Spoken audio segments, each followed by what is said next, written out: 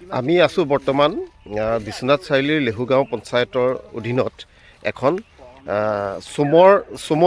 চুমনি বুলি কয় চুম গছৰ বাগিচা এখন আৰু বহুত দিন ধৰি এনেকেই আছিলে কিন্তু বৰ্তমান ধেমাজিৰ এটা দল আহি পেলাই ইয়াত মুগা পলু পুহিছে আৰু পুহি পেলাই ইয়াৰ পৰা পাত উলিয়াব বিচাৰিছে আৰু আপোনালোকক এই গোটেই পৰিৱেশখিনি দেখুৱাব বিচাৰিছোঁ আৰু এইখন কেনেকৈ স্থাপন হৈছিলে এই কথাখিনিও আমি জানিব বিচাৰিম।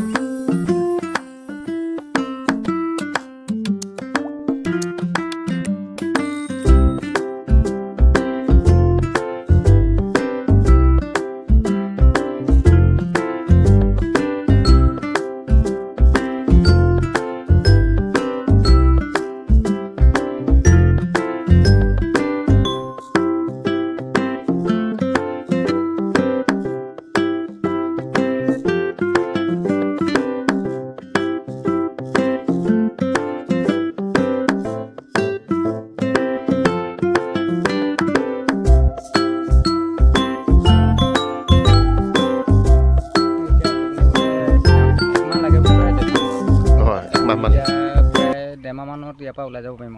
আচ্ছা আচ্ছা, কিমান হ'ল অহা আজি 25 দিনমান হ'ল। এতিয়া এই পলুখিনি যে আছে ইয়াত, এই পলুখিনিয়ে ইয়াৰ পিছৰ ষ্টেজটো কি হ'ব? ইয়াৰ পিছত কি কৰিব সিহঁতে? এইটো এতিয়া জুমালে ৰৈ আছে, জুমা বুলি কয়। এতিয়া ই গধূলি এতিয়া পকা ওলাবই। গধূলিলে কি হ'ব? পকিব। পকাৰ পিছত তাৰপিছত এই তাত আমি যে গছপাতটো যে হেৰি কৰি থৈছোঁ মানে দিয়া হ'ব, তাত বাঁহ সাজিব। তাত বাঁহ সাজিব। বাঁহ সজাৰ পিছত আকৌ কিমান দিন লাগিব? 4-5 দিনত বাঁহৰ পৰা উলিয়াই দিম। উলিয়াই পিনে তাক মানে লেতেৰাটো নহ'লে আমি কঠীয়ালৈ ৰাখিব হ'লে মানে আকৌ তাক এক্সট্ৰাকৈ ৰাখিব লাগিব। যদি ৰখা নহয় তেতিয়া তাক লেতেৰাটো মাৰি পেলাব লাগিব। আকৌ পখিলা হ'ব নোৱাৰে। নহ'লে পখিলা হ'লে মানে বস্তুটো মানে হেৰি সূতাটো কাটিব নোৱাৰিব আগত। আচ্ছা আচ্ছা, আকৌ এইটো সূতা কাটিব লাগিব। কিমানমান সূতা ওলাব ইয়াত এনেই? তেতিয়া পকি কিমানটো হয় তেতিয়া পোৱা হ'ব। এনেইতো সূতাৰ বহুত দাম ইয়াৰ। সূতাটো এতিয়া প্ৰায় 30,000 প্ৰতি কেজিত, পাৰ কেজি 30,000 টকা হয়। গতিকে এখন চুমনিখন কেনেকুৱা, ভাল পাইছে ন? চুমনিখন বৰ্তমান ভালেই পাইছোঁ, কিন্তু খালি নতুনকৈ হেৰি কৰা হৈছে যে বহুত হেৰি হৈ আছে, গছ অনেক গছ কিছুমান আছে, সেইখিনিৰ কাৰণে অকণমান অসুবিধা হৈছে। তাতে আকৌ মানুহবোৰ মানে সেই যিকেইডাল মানে নাকাটিলেও নহয়, সেইকেইডাল কাটিবলৈ যাওঁতে চকুত পোৱাৰ কাৰণে অকণমান মানে তাৰে আজি কি বুলি কয় হেৰিয়া পঞ্চায়তৰ বাইদেউহে আহিছিলে, এতিয়া কৈছে এইবিলাক গছবিলাক কাটি দিবলৈ বুলি কৈছে। এইবিলাক গছ মানে একো কাম নাই যে, আৰু চুম গছ থাকিলে মানে সেইবিলাক গছ থাকিলে আৰু চুম গছ কাম নিদিয়ে মানে। এখন চুমনি বাগিচা এইখন আমি জনাত এখন সৃষ্টি কৰাৰ অন্তৰালত আমাৰ কন্দৰ্প হাজৰিকাও আছিলে। গতিকে কেনেকৈ সৃষ্টি হ'ল আৰু কিমান পৰিসৰত হৈ আছে?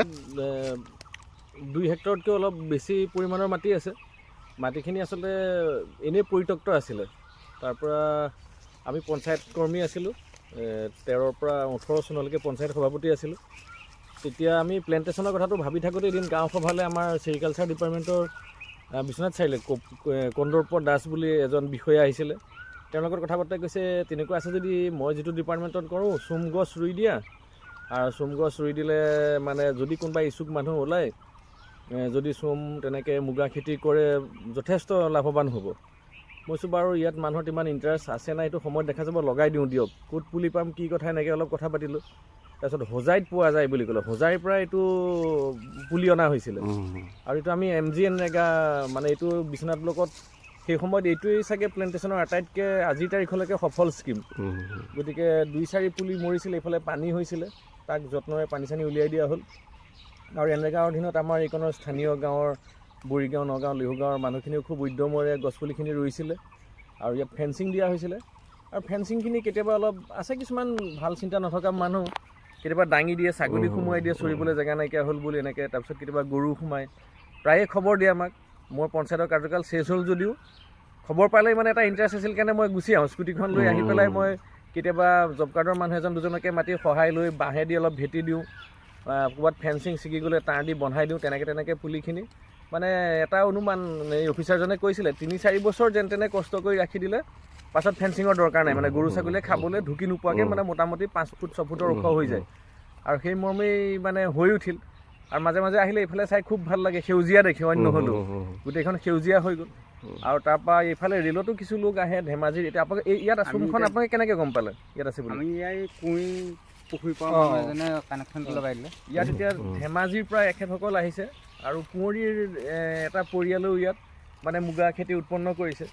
এইকেইদিন আহি ভাল লাগি আছে, মই মাজে মাজে আহি আছোঁ, আজিও আপোনালোকক সেইকাৰণে হঠাতে পালোঁ। মানে পৰিৱেশটো চাই ভাল লাগিছে, এখেতসকলেও আগ্ৰহেৰে মানে এখন ভাল চুমনি পাইছোঁ বুলি এওঁলোক ধেমাজিৰ পৰা আহিছে ইয়াতে মানে লেটা তৈয়াৰ কৰি মানে যিটো লৈ যাবগৈ। আৰু এওঁলোকৰ পৰা এতিয়া জানিব পাৰিছোঁ চাহিদাটোৰ কথাটো আমাৰ সন্দেহ নায়েই। এতিয়া যিটো কেজিত প্ৰায় 30,000 মান টকা, আৰু এখেতসকলক সুধি জানিব পাৰিছোঁ যে ভালকৈ হ'লেগৈ মানে 10 কেজিমান অন্ততঃ ইয়াৰ পৰা সূতা তৈয়াৰ কৰিব পাৰিব। গতিকে 30,000কৈ হ'লে 3 লাখ টকাটো এওঁলোকে 1-1.5 মাহত এটা কষ্টৰে ইনকাম কৰিব পাৰিব। গতিকে এওঁলোকক দেখি আমাৰ স্থানীয়ভাৱে যদি লোক ইয়াত আহে শিকি মেলি লয়, মানে এটা স্বাৱলম্বী হোৱাৰ থল আছে, সুবিধা আছে। গতিকে সেইখিনিয়ে কামনা কৰিছোঁ। আমাৰ অকণমান তেতিয়া সাৰ্থক হোৱা যেন লাগিব। এনেই গছপুলি ৰোৱাটো সলনি মানে চোম গছৰ পুলি ৰোৱাৰ কাৰণে যে আজি এটা মানে জীৱিকা অৰ্জনৰ এটা উৎস ইয়াত তৈয়াৰ হৈছে, সেইটো কাৰণে আমি অকণমান আনন্দিত। কিমান বছৰমান হ'ল এইখিনি? এইটো আপোনাৰ স্কিম হিচাপে যদি ফলকত চাবলৈ যায় তেতিয়াহ'লে আপোনালোকে হয়তো 16-17 দেখিব, কিন্তু 18 চনত মানে পুলিখিনি ৰোৱা হৈছিলে। তাৰমানে 8 বছৰ হৈ গৈছে আৰু ইতিমধ্যে 8 বছৰ হৈ গৈছে। 8 বছৰীয়া এটা চিন্তা বৰ্তমান মানে সফল হৈছে। গতিকে শুভেচ্ছা জনালোঁ, ভালদৰে হওক। আমি পিছত আৰু মই এতিয়া পঞ্চায়তৰ সভানেত্ৰী অৰ্চনা বৰা, মই তেখেতকো ধন্যবাদ জনাইছোঁ। তেখেতৰ লগতো আমাৰ আলোচনা হৈ থাকে। আৰু যিহেতু এতিয়া পঞ্চায়তৰ সভাপতি হিচাপে গাঁও পঞ্চায়তৰ অধীনত যিহেতু এইটো আমি আঞ্চলিক পঞ্চায়ততহে আছোঁ, গতিকে গাঁও পঞ্চায়তৰ সভানেত্ৰী হিচাপে তেখেতেও আমাৰ লগত আলোচনা মৰ্মে, আৰু তেখেতেও যে এই বস্তুটোত আগ্ৰহী, আৰু তেখেতেও এখেতসকলক বিনা দ্বিধাই অনুমতি দিছে। অন্ততঃ ইয়াৰ মানুহ যিটো স্থানীয়ভাৱে ওলোৱা নাই, ধেমাজিৰ পৰা হ'লেও আহিছে বা কুঁৱৰী আমাৰ কাষৰীয়া জেগা স্থানীয়, তেওঁলোকক মানে বিনা দ্বিধাই যে এইটো পাৰ্মিশ্যন দিছে তেওঁকো ধন্যবাদ জনাইছোঁ। তেওঁৰো চিন্তাটো ভাল যে তেওঁলোকে কৰা দেখিলে আমাৰ স্থানীয় লোকো আগবাঢ়ি আহক।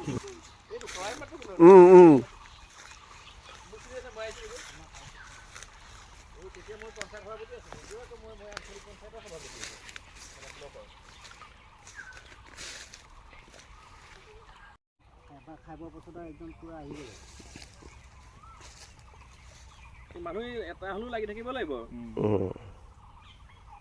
পাতটো ওপৰত গৈ খাইগে ন? এইখিনি বেলেগ গছত দিব চাগে এতিয়া।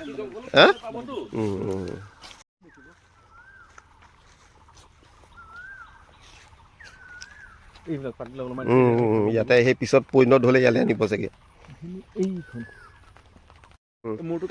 এইটো এইটো চৰাই খেদিবৰ কাৰণে এখন ধেনু তৈয়াৰ কৰিছে। এইখনত আচলতে চৰাই মাৰিবৰ কাৰণে নহয়, খেদিবৰ কাৰণেহে। ইয়াত কাঁড় নলগাই মাটিৰ চপৰা দি পেলাই চৰাই খেদে, কাৰণ নহয় চৰাইবিলাকে নহ'লে পলুখিনি খাই দিবহি আহি পেলাই। এইখন ধেনু খুব সুন্দৰ ধেনু। এইখন এইখনত